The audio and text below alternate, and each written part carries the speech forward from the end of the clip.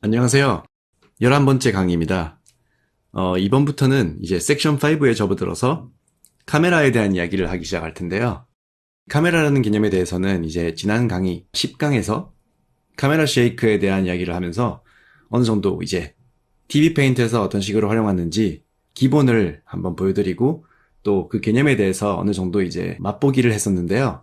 카메라라는 개념 자체가 연출이라는 개념과 굉장히 밀접하게 관계가 있기 때문에 어떤 도구로서의 개념을 가진 카메라뿐만 아니라 어떤 영화적인 연출을 할 때 항상 생각해야 되는 카메라라는 그 개념 자체를 함께 알아보기 위해서는 지금까지 진행했던 강의들 섹션 2, 3, 4에서 속도나 임팩트 이런 것뿐만 아니라 캐릭터 애니메이션이라는 광범위한 기본기들을 모두 도구로서 함께 활용하게 될 것이기 때문에 앞의 내용들을 제대로 숙지하신 분들이라면 이 카메라 강의를 굉장히 재밌게 접하실 수 있을 것 같습니다. 우선 카메라라는 개념에 대해서 이 섹션 5는 세 가지 연출을 생각을 했는데요. 그 세 가지 연출 중에서 오늘 함께 알아볼 이 고정 배경 카메라, Fixed Background Camera라는 기술을 가장 소프트웨어상의 카메라 툴을 사용하는 요소로서는 이 강의가 유일하지 않을까 생각을 하는데요. 그 외에 다른 두 가지 이제 카메라 개념들은 오히려 소프트웨어상의 TV 페인트의 카메라를 활용을 하기보다는 저희가 연출자로서 머릿속으로 어떤 식으로 카메라를 상상하는가에 의한 카메라 연출이라고 미리 말씀을 드릴 수 있는데 그 강의들은 나중에 함께 알아볼 테니까 우선은 오늘은 이 고정 배경 카메라부터 한번 어떤 개념인지 함께 알아보도록 하겠습니다. 그리고 이 섹션 5 내에 세 가지 카메라 연출 외에도 마지막으로 14강에서는 예외가 하나 예제로 들어갔는데요. 그 예제 같은 경우에는 프로덕션에서 가끔 가다가 또는 어떤 회사에서는 많이들 사용하는 3D 카메라를 바탕으로 한 애니메이션을 만들 때 어떤 식으로 진행을 하면 좋고 어떤 점에 주의해야 되는가 이런 거에 대해서도 마지막 예제를 하나 만들었는데 그 부분도 굉장히 흥미롭기 때문에 이 세 가지 카메라 개념을 모두 함께 알아본 뒤에는 그 강의도 진행하면 좋을 것 같습니다. 자, 그러면 이 고정 배경 카메라라는 개념에 대해서 설명을 하기 이전에 구도라는 개념에 대해서 조금 더 깊이 들어가고 싶은데요. 제가 예제로서 제작했던 이 애니메이션 같은 경우에는 얼핏 보기에 굉장히 복잡해 보이고 그 복잡해 보이는 두려움이라고 해야 될까요? 어려워 보인다는 점 때문에 어떻게 이거를 제작했는가에 대한 의문점 그리고 호기심을 가지기 이전부터 굉장히 이제 머리가 아플 수도 있을 텐데 이런 고정 배경 카메라라는 기법 자체가 가장 초기에 디즈니 애니메이션 같이 정말 옛날 애니메이션에서부터 활용이 되어왔던 기술이고 그만큼 기술력이 없어도 어떤 디지털적인 신기술이 없는데도 활용을 할 수 있었던 굉장히 영리하고 단순한 방식이기 때문에 오히려 사용하기 쉽다라고 생각을 하시고 마음을 가볍게 가지시는 게 되게 중요할 것 같고요. 이런 씬을 만들기 이전에 어떤 식으로 생각을 했느냐를 먼저 말씀드리고 싶은데 강의를 준비하면서 먼저 제가 항상 강조를 드리지만 어떤 창의성을 잃지 않고 자기가 생각하는 이 연출에 어떤 한계를 두지 말았으면 좋겠다라는 말씀을 드렸기 때문에 이런 고정 배경 카메라라는 개념 자체가 이것보다 훨씬 더 이제 단순한 개념으로 먼저 보여드릴 수 있음에도 불구하고 조금 더 복잡한 개념을 사용하면서 어떤 연출적인 부분에 있어서도 조금 고민을 해서 최대한 복잡하고 상상했던 것과는 다른 평소에 보던 것과는 다른 연출을 좀 보여드릴 수 있지 않을까 하는 생각을 해봤는데요. 자, 그러면 제가 씬을 하나 새로 만들어서 기본 해상도로 만들겠습니다. 구도에 대한 이야기를 조금 할 건데요. 소실점에 대해서는 이제 대부분 그림을 조금이라도 배우신 분들이라면 소실점이라는 게 뭔지는 아실 것 같은데요. 우선 소실점이 한 개인 배경부터 얘기를 해보도록 하겠습니다. 소실점이 한 개인 배경은 사실 우리 현실에서는 존재하지 않는다고 저는 생각을 하는데요. 그 이유는 이제 저희가 위치한 곳이 한 점이고 저희 눈이 위치한 곳은 어떤 큰 면적이 아니기 때문에 소실점이 한 개뿐일 수는 없고 저희가 서 있는 곳에서 출발하는 모든 방향이 소실점일 수밖에 없습니다. 그런데 왜 소실점이 한 개인 배경이 존재를 하느냐? 왜냐하면은 거의 실제와 흡사한 표현을 하기 위해서 소실점이 한 개인 배경을 그렸을 때 크게 위화감이 없기 때문이죠. 소실점이 한 개인 배경을 어떤 식으로 많이 사용하느냐? 예를 들면 소실점이 한 개죠. 여기 이런 식으로 소실점이 한 개인데 여기다가 이런 식으로 뭐 벽을 그리고 여기를 지금 어떤 방이라고 생각을 할 거예요. 문도 있고 창문도 있고 이런 식으로 만화에서 많이 활용하는 것처럼 이런 식으로 뭐 네 그렇게 막 정확하게 그리고 있지는 않은데 이런 식으로 이제 활용을 하는 게 소실점 한 개짜리의 배경이죠. 사실 저희가 이게 지금 정중앙에 위치해 있는 저희들의 지평선인데 시야의 아이라인이라고 하죠. 그 아이라인이 낮아지면 낮아질수록 천장은 점점 멀어져 보일 거고 높아지면 높아질수록 바닥이 점점 멀어져 보이겠죠. 그렇기 때문에 보통 소실점 한 개짜리의 기법을 사용하기 위해서는 이 아이라인이 최대한 정중앙에 위치하는 것이 실제 모습과 흡사하다고 말할 수 있을 것 같고요. 직각으로 어떤 면적을 바라보거나 이런 소실되는 벽들이 저하고 직각으로 위치해 있을 때 이런 소실점 한 개짜리의 배경을 사용하기가 가장 적합한 것 같습니다. 그래서 소실점이 늘어나면 늘어날수록 더 이제 실제와 비슷한 느낌이 되기도 하는데 실제와 비슷한 느낌이 되기 위해서가 아니라 각도가 달라지기 때문에 소실점을 한 개 늘려야 되는 경우도 있습니다. 단순히 이런 식으로 소실점이 두 개가 되었는데요. 이런 경우에는 아까 전처럼 방 같은 개념을 사용할 수도 있지만 인테리어가 아닌 예를 들면 건물 같은 것을 생각을 해보겠습니다.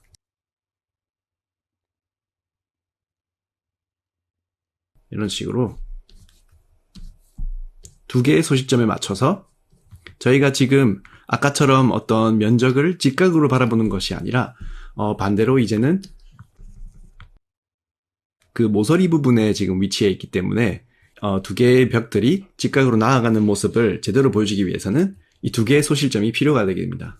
이런 식으로 전에 말씀드렸던 방식으로 반을 가르거나 하는 도구들을 사용해서 이런 식으로 지붕을 그릴 수도 있겠고요. 이런 소실점 같은 경우에는 제대로 지켜주지 않으면 굉장히 어색한 느낌이 들기 때문에 뭐 활용하실 때 최대한 많은 그 소실점의 그 레퍼런스를 기본으로 두시고 이렇게 그려야 맞습니다. 이런 식으로 소실점이 두 개인 배경을 하나 만들었을 때 제가 예제로 만들었던 이 배경과 약간 흡사한 느낌이 벌써 들지 않나요? 이게 흡사하게 느껴지는 이유는 제가 이 배경을 많이 오른쪽 왼쪽으로 늘려서 표현을 하진 않았지만 결국 늘렸던 배경과 비슷한 개념으로 소실점을 두 개를 활용한 개념은 이것과 똑같기 때문입니다.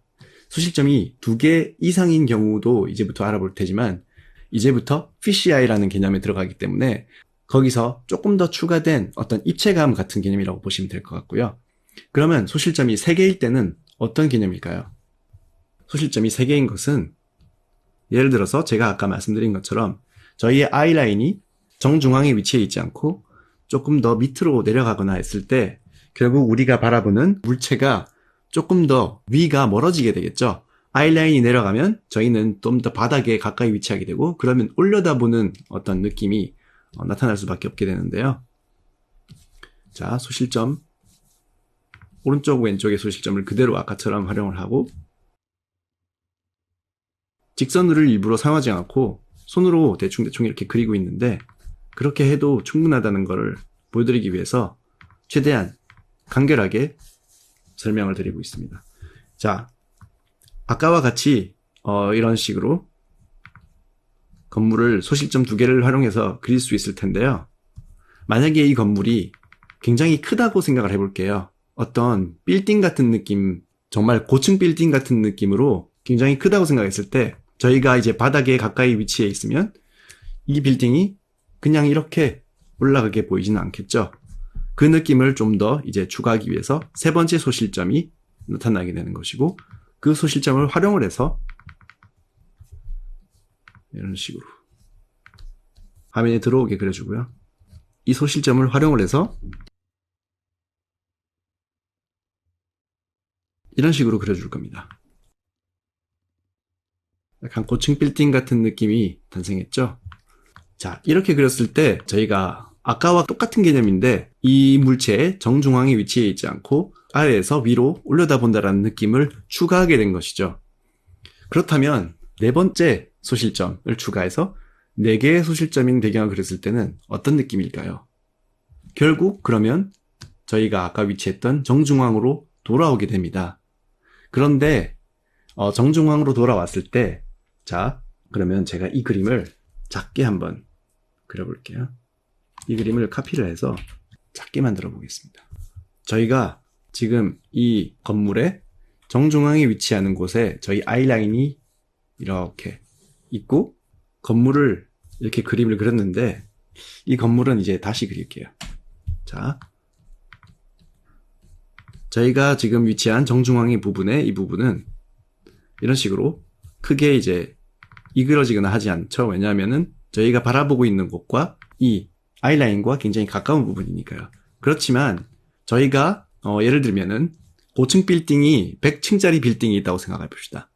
100층짜리 빌딩에서 아래에 위치한 것도 아니고 위에 위치한 것도 아니고 정확히 정중앙에 위치해 있는데 50층쯤에 위치를 해 있는데 그 건물에 가까이 붙어 있다면 위와 아래가 보일까요?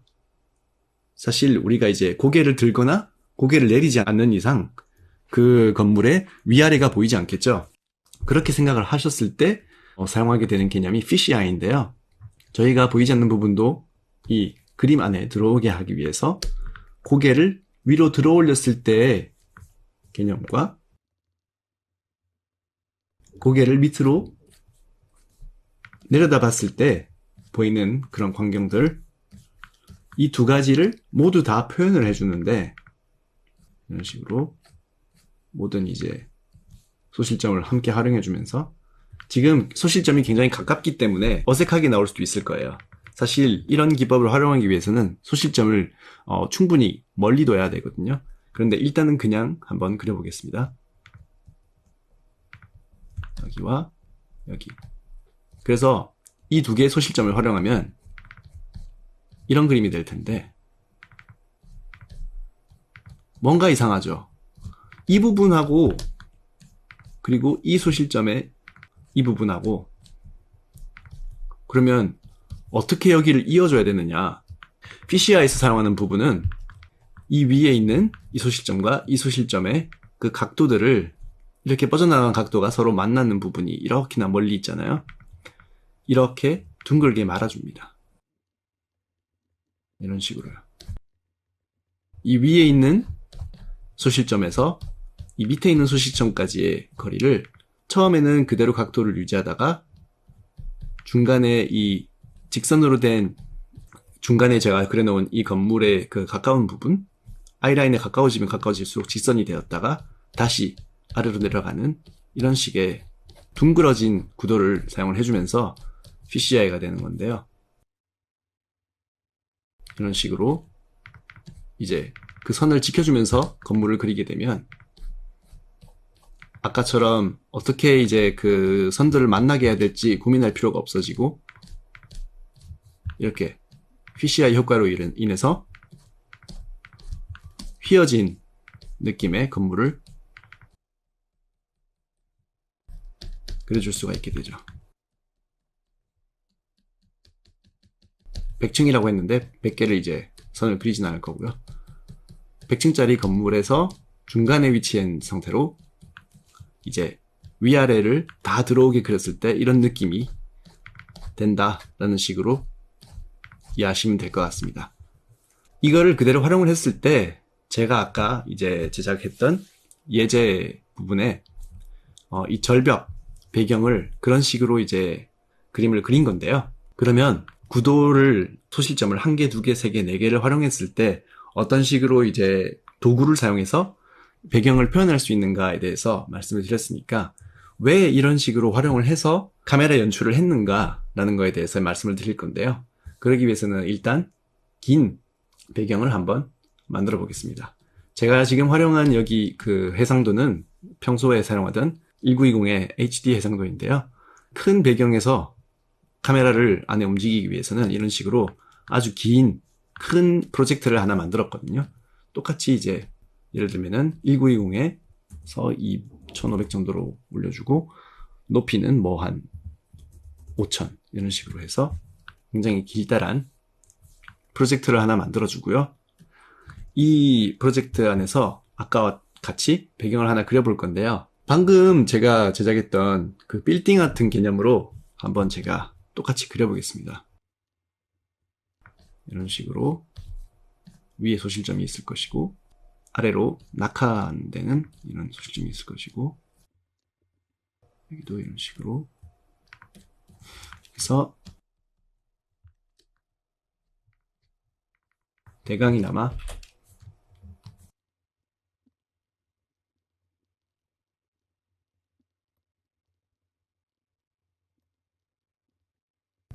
네, 이런 식으로 구도를 잡아줬고 이렇게 보면 굉장히 뚱뚱하고 어색해 보이는 그 배경이 될 수 있는데 이 부분에서 정말 저희가 지금 이해해야 할 부분은 이 배경이 절대로 통째로 이렇게 보이는 것이 아니라 카메라상에 제가 지난번에 이제 TV 페인트의 카메라 활용에 대해서 잠깐 얘기를 해드렸는데 카메라의 해상도 자체는 이 전체 길다란 모양이 아니라 평소와 같은 작은 카메라로 활용을 하겠습니다. 여기를 비례 유지하는 거를 없애주셔야 마음대로 조절을 할 수가 있고요. 이런 식으로 이제 카메라의 해상도를 조절을 했을 때 저희가 한 번에 바라보는 부분은 이렇게나 작은 부분이 되기 때문에 자 이렇게 가까이서 비쳤을 때 이 건물이 위로 바라보는 이 구도가 전혀 이상하지 않죠? 그 안에서 이런 식으로 부분을 비췄을 때 이게 그렇게 어색하다는 느낌이 들지는 않을 겁니다. 자, 여기 뭐 예를 들면은 빌딩의 아래에 도시가 있다는 걸 표현해주기 위해서 이런 식으로 길을 그릴 수도 있겠고 이 구도를 살려주면서 이런 식으로 전봇대를 그려줄 수도 있겠고요. 다른 건물들이 이렇게 있을 수도 있겠고 사람들이 이렇게 서 있을 수도 있겠죠. 이런 식으로 이 그림만을 이렇게 봤을 때 이 구도가 아까처럼 뚱뚱한 모양의 그 큰 모양을 봤을 때는 어색하게 보일지 몰라도 이렇게 작게 저희는 카메라가 이동하면서 비춰줄 것이기 때문에 그렇게 어색한 느낌은 받지 않을 겁니다. 근데 왜 이렇게 모양이 뒤틀린 그런 배경을 그려줘야 이 카메라 기법이 활용이 가능하느냐? 왜냐하면은 이 기법은 어떤 3D 애니메이션이 탄생하기 이전에 2D 애니메이션만으로 손 그림만으로 어떤 평면의 일루전을 사용해서 착시 현상을 통해서 어떻게 하면 우리가 현실에서 이제 그 실사 영화에서처럼 카메라를 들고 카메라가 이렇게 회전하면서 오른쪽에서 왼쪽으로 본다든가 위에서 아래로 펜 움직임을 활용해서 카메라 회전을 시킨다든가 하는 느낌을 똑같이 주고 싶은데 그렇게 할 수 있는 입체적인 시뮬레이션이 없어요. 그래서 활용하게 된 기법이 이 기법입니다. 이 카메라 움직임을 길게 하고 싶으면 길게 하고 싶을수록 조금 더 이런 과장된 구도를 활용하게 되겠죠. 자, 그러면 이렇게 왜 이런 식으로 뒤틀린 배경을 그려야 했는지 설명을 드렸는데 아까는 이제 폭포수로 그렸지만 그 폭포수와 큰 빌딩의 그 개념 자체는 똑같죠. 여기서 이제 저는 캐릭터를 한 명 위에서 떨어뜨리게 될 겁니다. 자, 이런 식으로 쫓겨난 캐릭터를 하나 그려주시고 이 캐릭터가 지금부터 낙하를 하게 될 텐데 이 낙하의 개념을 간단하게나마 제가 과학적으로 한번 설명을 하고 넘어가고자 합니다. 왜냐하면은 전에도 항상 말씀드렸듯이 얼마나 과장을 하느냐, 얼마나 원리를 지키면서 자기가 늘리고 싶은 만큼 그 완급 조절을 늘리느냐 하는 것은 자유이지만 그 원리 자체는 항상 지켜줘야 된다라는 게 그 애니메이션의 어떤 질을 높일 수 있는 그런 팁이었는데요. 그러기 위해서 제가 이 표를 하나 준비를 했습니다. 이 표에서는 굉장히 이제 이과 출신이 아니신 분들은 좀 머리가 아프실 수도 있는데 굉장히 단순하게 생각을 하셔야 돼요. 저희는 이제 물리학자가 아니기 때문에 결과에 그리고 계산에 정확할 필요는 없는데 이 개념이 중요한 이유는 특히 이제 지구라는 환경에서 떨어지는 물체가 중력의 영향을 받을 때 이런 표를 통해서 이런 가속도를 통해서 출발을 하고 있고 그 가속도를 과장을 하거나 어느 정도 바꿔주는 것은 가능하지만 이 플로우를 유지를 해주지 않으면 그만큼 부자연스러워질 거다라는 게 굉장히 중요한 포인트고요. 간단하게나마 한번 보시면 자 위로 가는 게 이제 그 거리이고 가로로 가는 게 그 시간인데 초 단위로 되어 있죠. 자, 초 단위인데 0.1초, 0.2초 단위예요. 그 속에서 이제 한 요 정도? 저희가 애니메이션을 사용하는 시간 단위는 1프레임인데 1프레임은 24분의 1초죠. 그러면은 0.1초보다도 작습니다. 0.04초 정도 되겠네요.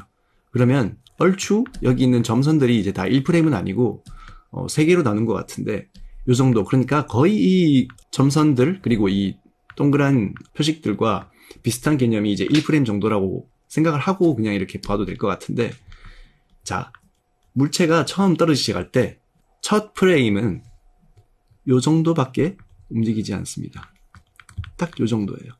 그냥 거의 제자리에서 움직이지 않았다고 보면 되겠죠. 그렇기 때문에 처음부터 빠르게 움직이게 만들어버리면 그만큼 어색하다는 거죠. 두 번째 프레임은 그래도 저희가 이제 1픽셀 눈에 보일 만큼 올라갔어요. 그래도 이렇게 크게 봤을 때는 거의 움직이지 않은 것과 똑같죠. 그 다음 프레임에서는 그래도 0.1초쯤 가니까 이제 어느 정도 움직임이 보이기 시작했고 이런 식으로 정말 천천히 가속도를 받다가 1초쯤 됐을 때 그래도 잘 보시면 거의 2m 넘게 움직였습니다. 그만큼 물체가 가속도를 받는 거는 처음에 느리지만 굉장히 빠르게 그 속도가 올라가요. 자, 그런 식으로 생각을 하고 그 원리를 똑같이 미터 단위로 지켜줘야 되느냐? 물론 아니죠. 그 원리를 지켜주시지 말고 플로우를 그대로 지키면서 처음에 얼마나 느리고 그 다음 얼마나 빨라지는가 이 완급 조절을 과장을 해주셔야 되죠. 이제 처음에 얼마나 느리게 출발하고 얼마나 그 다음에 가속도가 붙느냐 이 완급 조절을 멋진 애니메이션을 만들기 위해서 최대한 과장을 해주셔야겠죠. 이제 그렇기 때문에 예를 들면 저는 여기서 이 전체 높이를 이런 식으로 생각을 했을 때 처음에는 정말 천천히 움직이다가 어느 정도 가속도가 붙고 그 다음에는 아주 과격하게 가속도가 확 붙어버리는 그런 애니메이션을 만들 건데요. 그렇게 함에 있어서 이 거리만을 생각하면 될까요? 이거는 제가 이 빌딩을 위아래로 구도를 사용하지 않고 똑바로 늘려놨을 때 줄자처럼 늘려놨을 때 이런 식으로 되는 것이고 이 구도가 함께 들어가기 때문에 그것까지 생각하면 이 완급 조절은 더 조여줘야겠죠. 왜냐하면 멀리 있으니까요. 멀리 있다가 다가오기 때문에 이 완급 조절을 더 과장해주고 반대로 밑으로 내려갈 때는 캐릭터의 속도는 현실에서 빨라지지만 대신 구도가 밑으로 내려가고 있기 때문에 더 작아지기 때문에 오히려 여기서는 그 속도가 반감이 될 겁니다.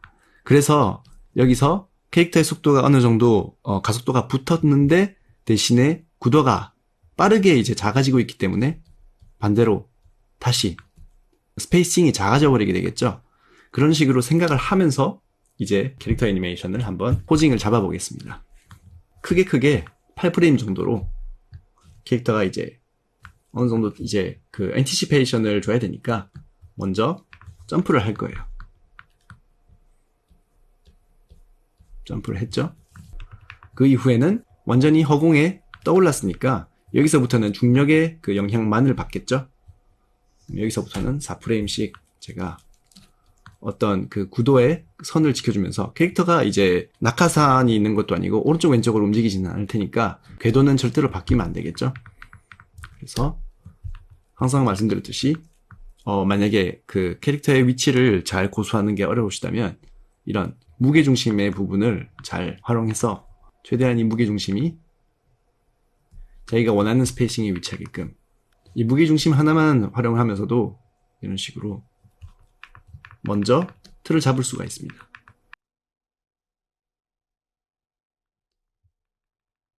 여기서는 어느 정도 가속도가 붙었으니까 확실하게 빠르게 여기까지 넘어와 버릴게요. 이런 식으로 확 지나갔죠?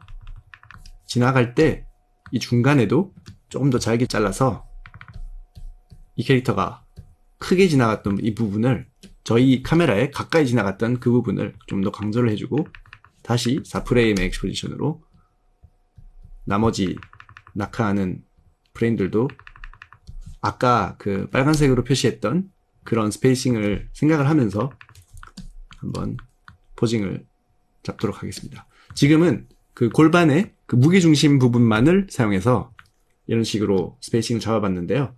캐릭터의 나머지 이제 몸, 머리, 팔, 다리를 그리지 않더라도 이것만으로도 스페이싱을 잡아놓고 이게 만약에 마음에 들었다면 그 다음에 캐릭터의 나머지 부분을 그려줘도 되니까 연습하실 때는 이렇게 하시는 것도 굉장히 추천드릴 수 있는 방법인 것 같습니다. 카메라가 이제 보이지 않도록 카메라를 디스플레이에서 지워주고 한번 그냥 이 전체를 보면서 한번 플레이를 해볼게요. 네, 제가 보기에는 이 캐릭터의 처음에 떨어지는 이 스페이싱 자체가 아까 제가 말씀드렸던 거에 비해서 전혀 강조가 되지 않아서 과장이 완전히 부족해서 이 처음에 떨어지는 이 프레임 자체가 너무 멀리 있는 것 같습니다. 이만큼이나 빨리 출발을 하면 저희가 원하는 그런 완급 조절이 전혀 나오지가 않겠죠.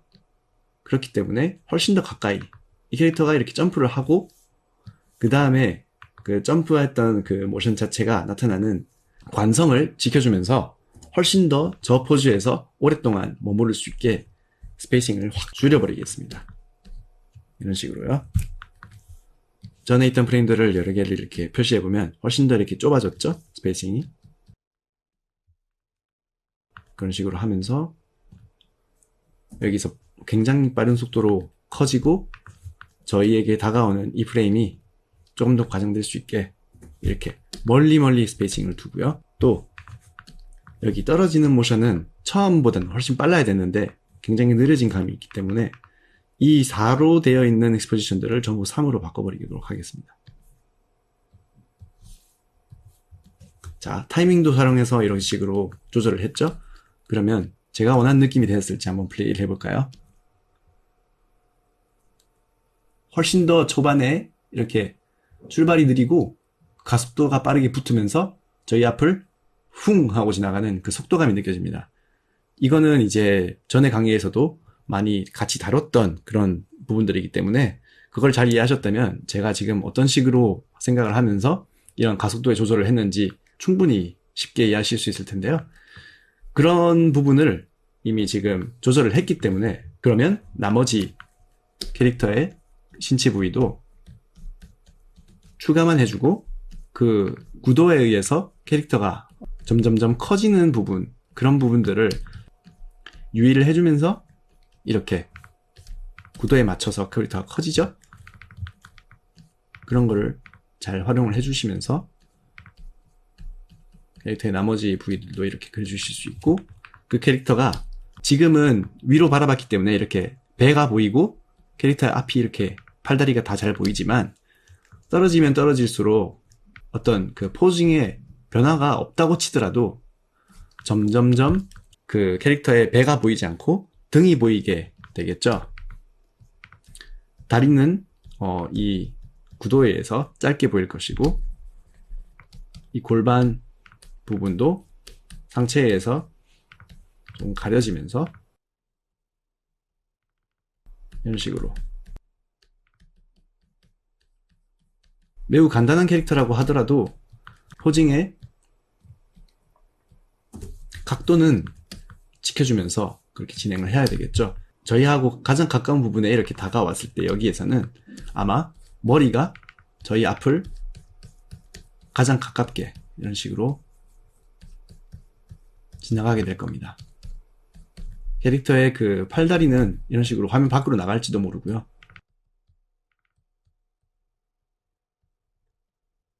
이제는 배가 전혀 보이지 않고 그 다음 프레임에서는 오히려 캐릭터의 등 부분이 보이게 되겠죠.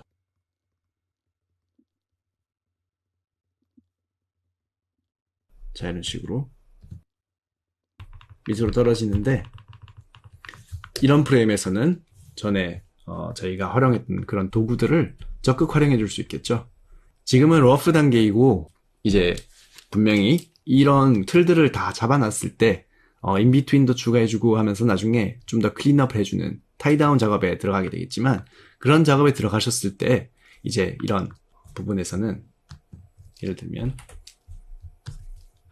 이렇게 스미어를 막 넣어준다든가, 가장 가까운 프레임이니까요. 저희 앞을 워낙 빨리 지나가는 프레임이기 때문에 이런 스미어의 효과가 더 멋있게 보일 수 있거든요. 스미어를 막 넣어주시고 여기다가 스피드 라인이나 블러를 효과를 넣어주실 수도 있겠고, 그런 부분들을 이제 어떻게 나중에 활용할까 이런 것들을 생각하시는 것도 즐거울 수 있고요.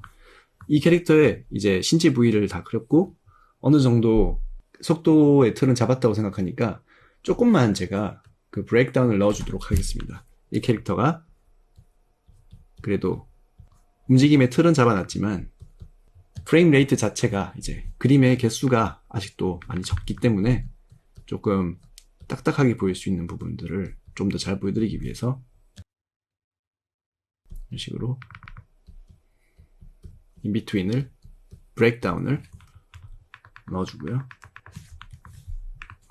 저희 앞으로 이렇게 지나가는 부분까지는 2로 나눠도 될 것 같고, 여기서도 333 적당한 것 같을 때 한번 플레이를 해볼까요?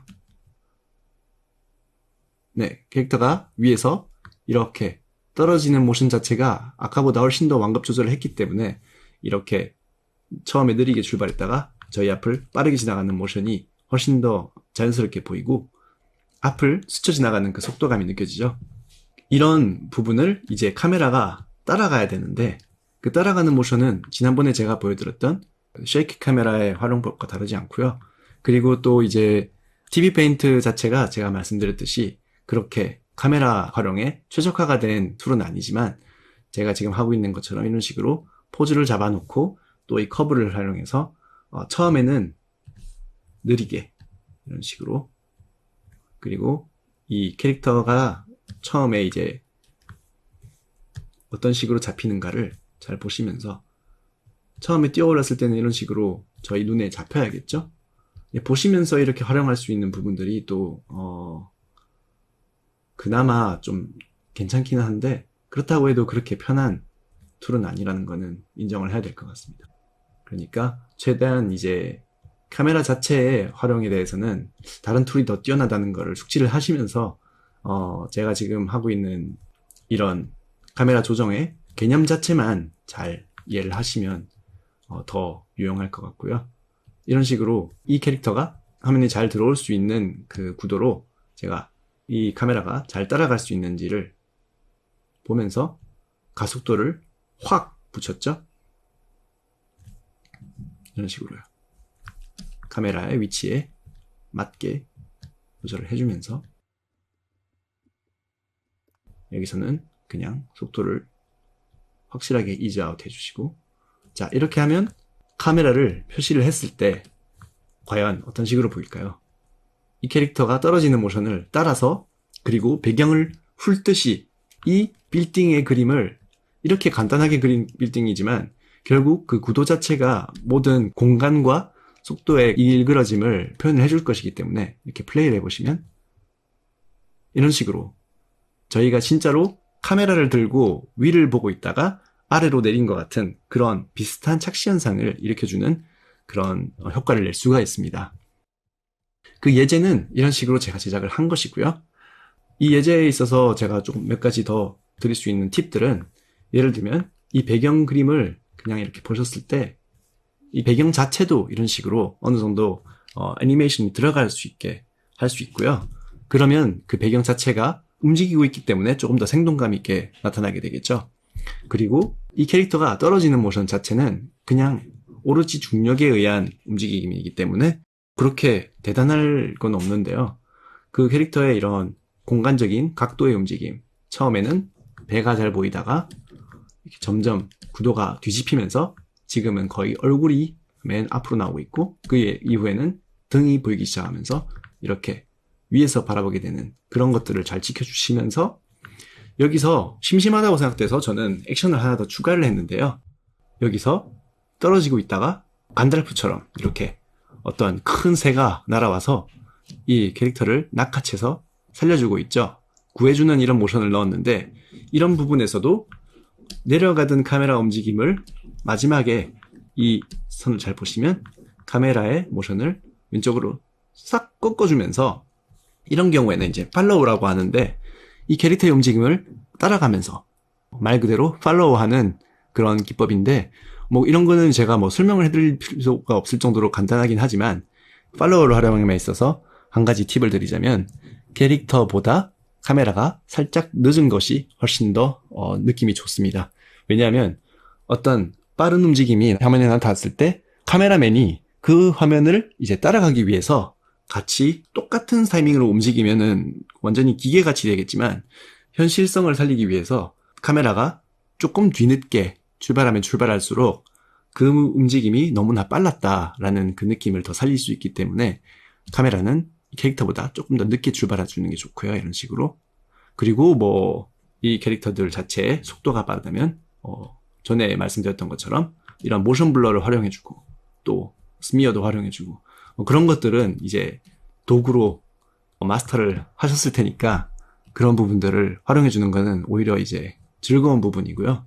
이런 식으로 굉장히 직선적이고 간단한 애니메이션이지만 제가 상상했던 것, 연출을 자유롭게 이런 장면을 보여주고 싶다라는 거를 한계를 두지 않고 재밌게 만들어 보려고 이렇게 했을 때 이런 식으로 제대로 된 도구만 있다면, 툴만 갖고 있다면 그걸로 모든 걸 표현할 수 있다는 식으로 생각을 하시면서 한계를 두지 않고 제가 지금 제작했던 이런 단순한 낙하 애니메이션보다 훨씬 더 복잡하고 훨씬 더 재미있는 그런 애니메이션을 한번 만들어 보셨으면 좋겠습니다.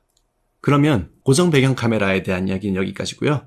다음 시간부터 다른 카메라의 개념을 하나씩 더 알아보도록 하겠습니다. 그럼 다음 강의에서 뵙겠습니다.